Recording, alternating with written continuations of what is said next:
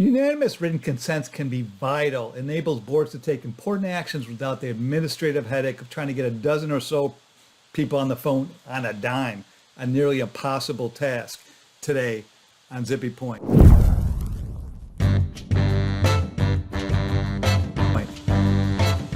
I'm Brock Romanek, and I'm a big fan of U's.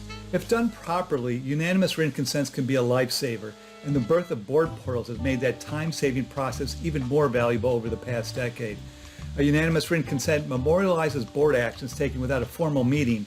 It's a term derived from state laws. The term is also used in a company's bylaws that require all or a certain percentage of directors to sign and return a written record of their consent to effectuate a board action. It's important here to check your state law and your bylaws. They might address whether you can get written consent by less than all your directors, what forms of electronic transmissions work for the consents, and when the consent is considered effective.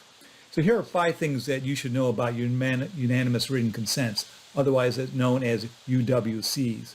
1. Don't use for topics that require real deliberation. 2. Don't use because a handful of directors deliberated. 3. Preview big items at prior board meetings. 4. Not all board actions require formal approval. 5. Check state law for electronic signatures and effective dates. 1. Don't use for topics that require real deliberation. So some boards use the UWC process a little, some use it a lot. Using it with topics that are mundane, like the normal routine of declaring dividends, that's common. Things that are completely non-controversial, that kind of thing. In other words, you don't want to use UWCs if the issue has to be discussed. If the board has discussed a topic earlier at length at prior board meetings, and then there are no finer points still left to iron out, it's fine to use UWCs. Perhaps the board thought it had taken formal action at the last board meeting addressing the topic, but forgot to approve the formal board rules resolution. There wasn't a vote. So then you're using the UWC process to officially wrap that up because a deadline is approaching before the board has another board meeting on its schedule. But again, you don't want to rush it if any director has any concerns. Directors don't want to feel like they're being railroaded. They might not speak up. So you have to pointedly ask them, do you have any further questions? 2, don't use because a handful of directors deliberated. So you might have a situation where a group of directors got together and decided that they've done enough deliberation amongst themselves in a small group and want to bring a formal board action about by UWC. This is where it can really get dicey.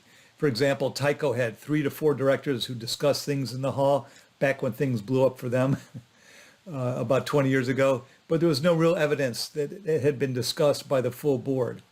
So if a group of directors happens to approach you with something like this, you're going to have to talk to them and convince them to bring their topic into the real board meeting setting, whether that be done by phone or by person. 3, preview big items at prior board meetings. If you can, try to preview a matter that might need to be handled by UWC at a prior meeting.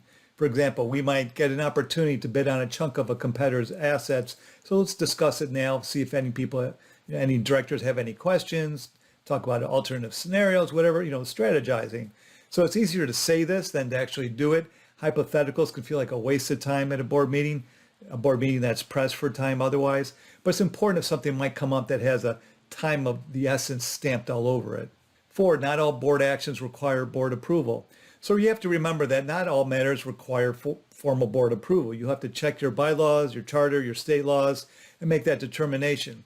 See my vid guide about board minutes, a link to which is beneath this video. So there are many board decisions that do not require board approval. In this case, you can forego the UWC process and obtain that approval even more informally than a UWC process, like a simple "it's okay by me" email reply from each of the directors. 5, check state law for electronic signatures and effective dates. So what is a valid electronic signature varies by state law, and many of those laws are being updated all the time. So you want to ensure your bylaws are updated themselves to match whatever the latest version of your state law is on this topic. Another issue to check is when is a board action effective, when the last director signs or when the UWC, the consent, specifies. You typically don't want an effective date earlier than the one where the last director signed it, because backdating is a dirty word in the legal community. And if you happen to be collecting consents the old school way by paper, you should include a date line in that. Otherwise, you don't need to worry about date lines, since board portals or emails will provide sufficient evidence of when a UWC was signed. Anyways, let me know your thoughts, your additions, your modifications. Drop me a line.